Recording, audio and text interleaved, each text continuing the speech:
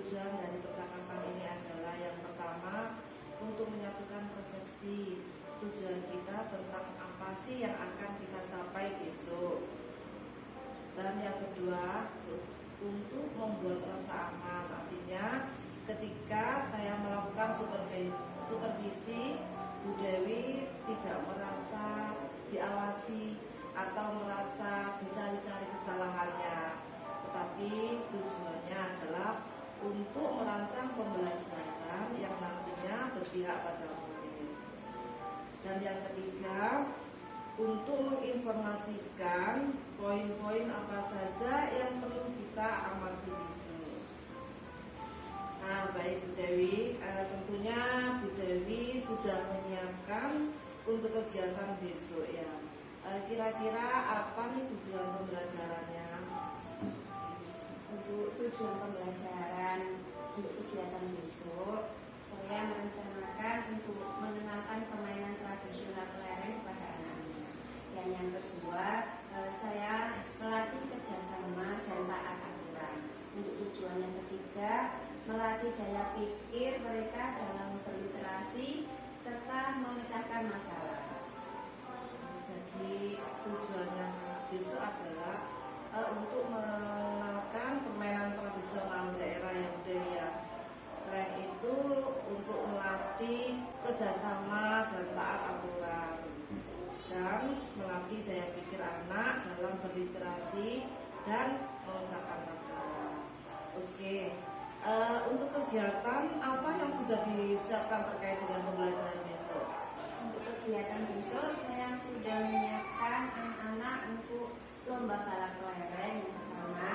Kemudian yang kedua, saya mengajak anak-anak untuk menyusun kata huruf menjadi kata kelereng. Dan yang ketiga, kegiatannya menghitung jumlah kelereng sebanyak angka yang ada pada piring dengan menggunakan sendok. Jadi artinya itu satu-satu sesuai aturan. Jadi Bu Dewi menyiapkan kegiatannya yaitu tadi ya ada lomba kelereng, kemudian ada menyusun kartu huruf menjadi kata ya. Tentu saja itu untuk supaya mencapai tujuannya tadi ya Bu Dewi ya. Selanjutnya Bu Dewi, setelah strategi apa yang sudah disiapkan Bu Dewi untuk mencapai tujuan pembelajarannya tadi? Jadi strategi yang saya siapkan, karena ini pembelajaran kita ya Bu, jadi saya menggunakan strategi pembelajaran yang berpusat pada anak. Jadi anak-anak yang menjadi subjek dalam kegiatan ini, nantinya anak-anak yang akan menentukan, anak-anak yang melakukan, dan anak-anak juga yang akan merefleksikan kegiatan ini. Dan strategi yang kedua yaitu saya menggunakan strategi pembelajaran melalui bermain, karena bermain adalah kodrat anak yang tak bisa lepas dari kehidupan anak-anak, sehingga ketika mereka melakukan pembelajaran, mereka merasa senang, mereka merasa nyaman dengan apa yang mereka lakukan. Nah, guru hanya sebagai fasilitator saja, jadi apa yang dilakukan sesuai dengan keinginan anak. Jadi strateginya tadi pembelajaran berpusat pada anak ya, anak-anak yang melakukan dan menentukan pembelajarannya sendiri. Oke. Yang kedua, pembelajarannya berbasis apa itu dilakukan dengan bermain ya, melalui bermain. Anak-anak yang akan menentukan, melakukan dan merefleksi sendiri kegiatan mainnya. Guru hanya cuma memberikan fasilitas saja. Oke, tepat sekali strateginya dari. Selanjutnya dari hal-hal yang sudah disiapkan Bu Dewi tadi, kira-kira apa hal-hal yang membantu keberhasilan dari kegiatan pembelajaran? Untuk hal-hal yang menjadi keberhasilan, selain dari media yang sudah disiapkan, juga butuh kemampuan menyampaikan materi atau kegiatan kepada anak-anak. Kemudian saya juga akan memberikan reward kepada anak-anak yang sudah berhasil melakukan kegiatan dengan baik. Begitu ya. Jadi hal-hal yang membuat membantu keberhasilan yang pertama yaitu di samping sumber belajarnya atau media pembelajarannya disiapkan.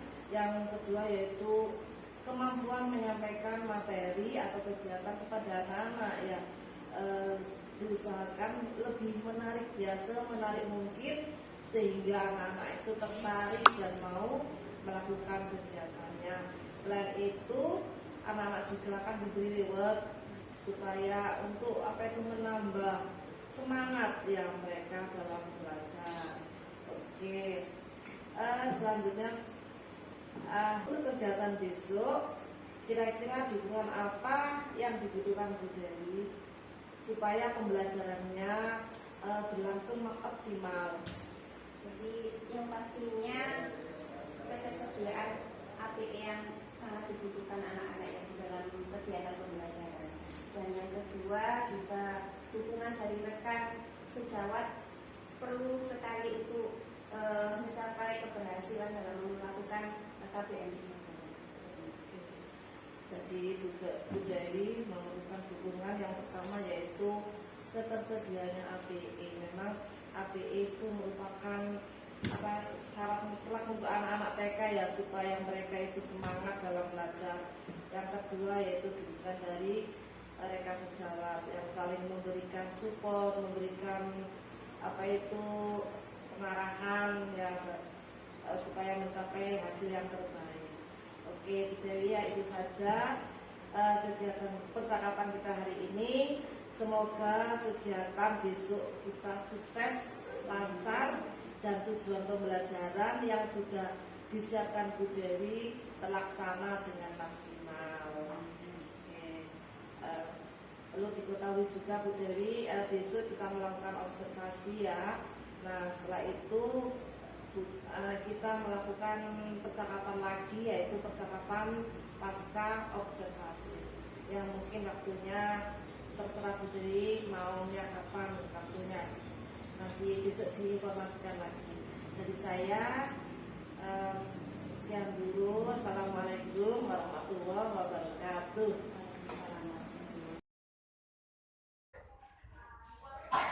Assalamualaikum warahmatullahi wabarakatuh.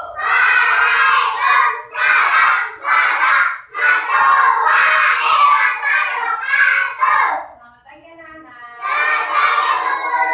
Selamatnya hari ini.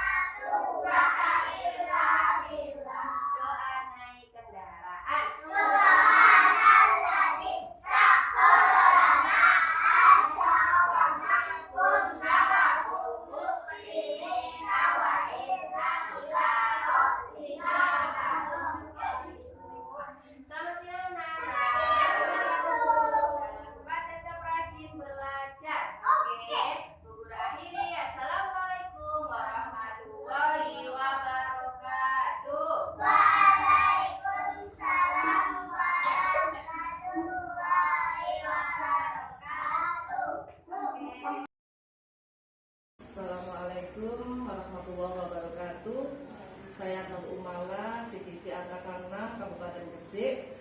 Pada kesempatan kali ini saya akan melaksanakan praktek coaching percakapan pasca observasi. Yang terhormat Bapak Ahmad Sahlan sebagai VP saya dan juga Bu Dewi sebagai guru coaching saya. Bisa dimulai, Pak? Oke. Assalamualaikum Bu Dewi, bagaimana kabarnya hari ini? Waalaikumsalam warahmatullahi. Alhamdulillah saya sehat dan masih dalam keadaan semangat. Ya, alhamdulillah Bu ya. Kita berjumpa lagi setelah kemarin kita melaksanakan observasi pembelajaran yang ada dalam tahap. Nah, dalam tahap supervisi akademik ini ada tahap lanjutan setelah observasi ini, yaitu melakukan percakapan pasca observasi. Tujuannya adalah untuk menganalisis hasil pembelajaran kemarin, hal-hal baik apa yang sudah dilakukan dan hal-hal apa yang masih kurang dan perlu perbaikan, sekaligus untuk merefleksi hasil pembelajaran yang sudah dilakukan. Baik, begini Bu Dewi, bagaimana perasaan Bu Dewi setelah melaksanakan pembelajaran kemarin? Alhamdulillah saya merasa sangat senang malah karena saya merasa sebagian besar dari tujuan pembelajaran yang saya rencanakan di RTP tercapai dengan baik, dan saya juga mengamati anak-anak, mereka merasa senang dan bahagia dalam mengikuti pembelajarannya.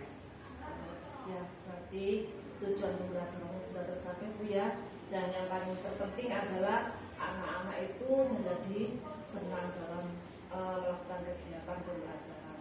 Apakah Bu Dewi sudah puas dengan pembelajaran yang Bu Dewi lakukan? Menurut saya tidak ada rasa puas, karena saya menginginkan hal yang lebih baik lagi dalam pembelajaran sebelumnya.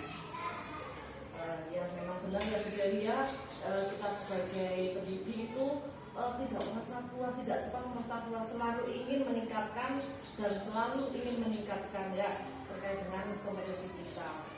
Oke, apa hal-hal positif yang telah Bu Dewi lakukan selama proses pembelajaran? Hal-hal positif yang sudah saya lakukan, yang pertama saya mengangkat topik permainan tradisionalku dalam pembelajaran pada tema kita semua bersaudara. Hal ini membuat respon anak-anak itu sangat antusias karena pembelajaran yang kita lakukan itu dengan teknik bermain. Mereka tidak merasa kalau mereka itu sedang belajar, dan hasilnya sungguh luar biasa. Semua anak bisa fokus dan mengikutinya dengan baik. Dan yang kedua, ketika saya menunjukkan video saat motivasi tadi, ternyata di sanalah timbul ide-ide menarik dari anak-anak terkait dengan kegiatan yang kita lakukan. Jadi ide-idenya ini terpikir dari anak-anak sendiri. Gitu ya. Jadi hal-hal positif yang dirasakan dari pembelajaran kemarin itu karena Bu Dewi mengangkat permainan tradisional sebagai pembelajarannya, dan juga apa itu untuk anak-anak sendiri yang mencari ya sumber belajar. Kalau misalkan mau belajar seperti ini, nah dari anak-anak idenya. Oke. Selanjutnya Bu Dewi, apa yang menjadi hambatan atau kendala saat Bu Dewi melaksanakan proses pembelajaran tadi? Ya, ada beberapa hambatan atau kendala ketika saya melakukan proses pembelajaran. Jadi yang pertama itu yang menjadi kendala saya saat mengkondisikan anak, karena anak tidak terima dalam pemilihan kelompok yang kita lakukan. Padahal banyak pertimbangan yang saya lakukan untuk dapat memilih kelompok tersebut. Dan yang kedua, adanya kemampuan siswa yang beragam, khususnya dalam hal berliterasi, dalam hal membaca. Begitu ya, sebagian anak sudah ada yang memahami dan lancar dalam hal membaca, tapi sebagian lagi masih ada yang meraba-raba, dan masih ada juga beberapa yang masih belum bisa memahami secara baik simbol huruf maupun angka. Jadi hambatan tadi ini adalah dalam mengkondisikan anak-anak ya, anak-anak masih belum bisa menghargai ya, padahal tadi dalam pemilihan kelompok jadi sudah membagi sesuai dengan kesiapan belajarnya. Ternyata mereka belum bisa menerima. Oke, yang kedua tadi pada apa itu kemampuan anak yang berbeda-beda. Nah, bagaimana Bu Dewi mengatasi hambatan atau kendala-kendala tersebut? Apakah ada trik-trik yang dilakukan Bu Dewi ke depan? Yang pertama, kedepannya saya akan menggalakkan lagi budaya positif di kelas, yaitu dengan membuat keyakinan kelas yang malah memasarkan dulu waktu IHT itu. Ya, terus terang kemarin saya masih belum bisa menerapkannya, dan insya Allah ke depan saya akan menerapkan hal itu. Dan yang kedua, saya akan menerapkan pembelajaran berdiferensiasi. Luar biasa sekali ya Bu Dewi ya. Bu Dewi sudah merencanakan mengatasi kendala-kendalanya dengan menggalakkan budaya positif, dengan melakukan keyakinan kelas. Kemudian untuk mengatasi kemampuan siswa yang beragam, Bu Dewi menerapkan pembelajaran berdiferensiasi. Sekali ya. Kira-kira kapan ya Bu Dewi melaksanakannya? Insya Allah untuk pertemuan berikutnya saya akan mengajak anak-anak diskusi dan kemudian membuat kesepakatan kelas yang terkait dengan nilai-nilai kebajikan yang diyakini untuk kemudian kita buat sebagai keyakinan kelas. Dan juga saya akan memetakan murid-murid saya berdasarkan kebutuhan belajarnya, dan selanjutnya akan menerapkan pembelajaran berdiferensiasi. Oke, jadi secepatnya ya Bu ya. Nah, terus apa yang akan diperbaiki atau juga untuk teman-teman pembelajaran selanjutnya? Untuk pertemuan berikutnya saya akan mempersiapkan sumber belajar yang bervariasi. Jadi tidak hanya dari satu jenis sumber belajar satu saja untuk memfasilitasi kebutuhan belajar anak, yaitu terkait dengan kesiapan belajar, minat dan profil belajar anak yang beragam. Selain itu, saya juga akan membuat keyakinan kelas supaya anak-anak bisa lebih tertib dan bisa menghargai pendapat orang lain. Sekali hebat ya Bu Dewi ya. Bu Dewi akan mempersiapkan sumber belajar yang beragam karena dalam pembelajaran berdiferensiasi itu memang diperlukan pembelajaran yang beragam, ya baik konten ataupun nanti produk atau prosesnya ya. Selanjutnya juga akan melaksanakan budaya positif dengan melaksanakan keyakinan kelas. Sekarang coba Bu Dewi refleksikan bagaimana perasaan Bu Dewi setelah kita melakukan percakapan coaching ini.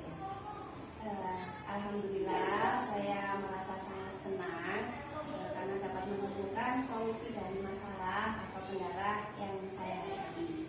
Dari masalah mengkondisikan anak dengan melaksanakan keyakinan kelas dan adanya kemampuan yang beragam dengan melakukan pembelajaran berdiferensiasi. Oke, alhamdulillah Bu Dewi sudah merasa senang dan sudah bisa mengatasi permasalahan. Oke, percakapan kita ada di sini dulu ya Bu Dewi untuk sesi apa itu pasca observasi. Jangan lupa besok saat Bu Dewi menerapkan kegiatan di kelas, saya tahu ya, saya ingin tahu serta saya. Assalamualaikum warahmatullahi wabarakatuh. Assalamualaikum warahmatullahi wabarakatuh. Perkenalkan, saya Dewi Ratnasari, teman sejawat dari CGP Ibu Nur Umalah. Yang saya rasakan pada saat di coaching adalah yang pertama, perasaan lega karena dapat mengeluarkan apa yang mengganjal dalam diri saya. Selanjutnya, saya digiring untuk dapat melakukan hal-hal yang dapat memberikan jalan keluar dari permasalahan yang sedang saya hadapi. Menurut saya itu sangat efektif karena penyelesaian yang keluar dari kita sendiri adalah sesuatu hal yang kita tanamkan dalam diri kita, sehingga kita harus konsekuen untuk melakukannya. Selain itu, yang paling penting adalah saya merasa nyaman saat melakukan coaching karena coach membawa suasana dengan rileks dan santai. Terima kasih.